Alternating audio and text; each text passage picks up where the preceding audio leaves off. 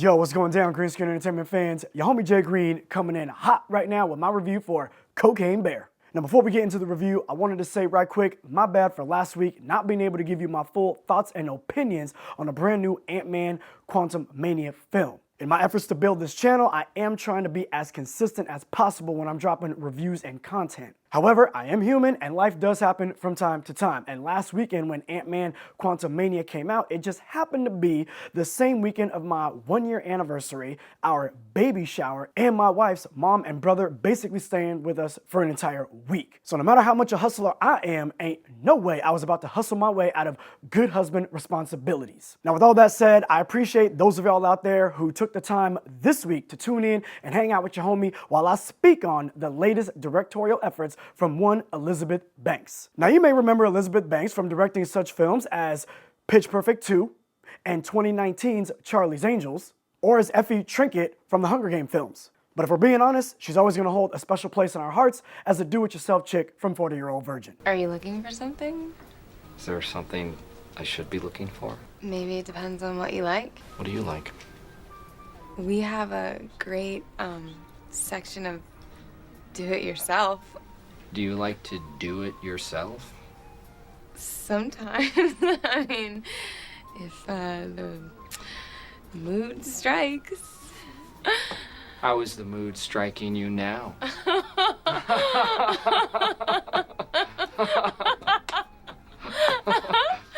What's your name? Now for those of y'all out there who have no idea what this movie is all about, you should be ashamed of yourself. The trailer says it all. It's about Yogi Bear getting loaded and trying to eat Ranger Smith. It's about the Berenstein Bears and how cocaine caused Papa Bear to cheat on Mama Bear, leading into abuse towards the children and a lengthy divorce and a tough-ass custody battle. Or maybe it's a true story behind Pooh, Blood and Honey. Either way, this movie stars Kerry Russell, Han Solo, Ice Cube Jr., the late great Ray Liotta, and Christian Convery. Now, based on the name of the film, the frantic, insane, and gruesome images that we see in the trailer, I walked up into this movie expecting Jason Statham's Crank starring Paddington. But instead of that, this Cocaine Bear movie actually chooses to focus more on the human element as opposed to the Cocaine Bear, enough to the point where I'm actually asking myself, will this Cocaine Bear movie eventually actually have cocaine bears in it?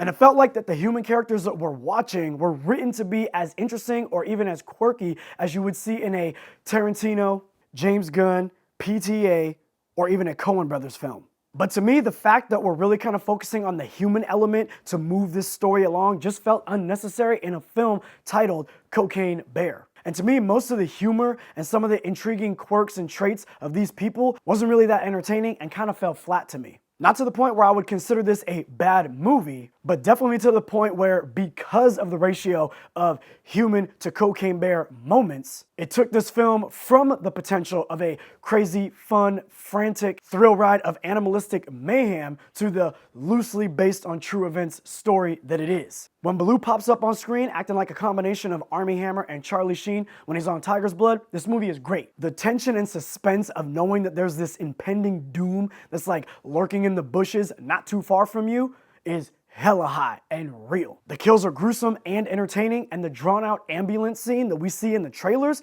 is worth the price of admission itself. Now, while this movie wasn't everything I was hoping it would be, I will say that there were a few funny moments. I do think that Elizabeth Banks directed the hell out of these action scenes, and it shines most whenever Teddy Ruxpin goes into relapse. Now again, like I said at the top, there's really not too much to say when it comes to the plot of a film called Cocaine Bear. So with that all said, I hope I gave you enough to know if this movie is for you and if you want to check it out in a theater or wait to watch it on streaming. Are you planning on seeing this one? Were you planning on seeing it? Did you see it already? And have you ever even heard of this story prior to the movie coming out? Yo, inquiring minds want to know. Yo, let me know in the comments below. Also, March is literally around the corner and your homie is super excited about all the great films coming out. I can't wait to share my thoughts, feelings, and opinions on them with all of y'all. So as always, do your homie a huge favor. Help me to grow just a little bit by liking, subscribing, and hitting that bell notification. You know all those things make a big difference, and I appreciate the hell out of all of y'all for doing that for me.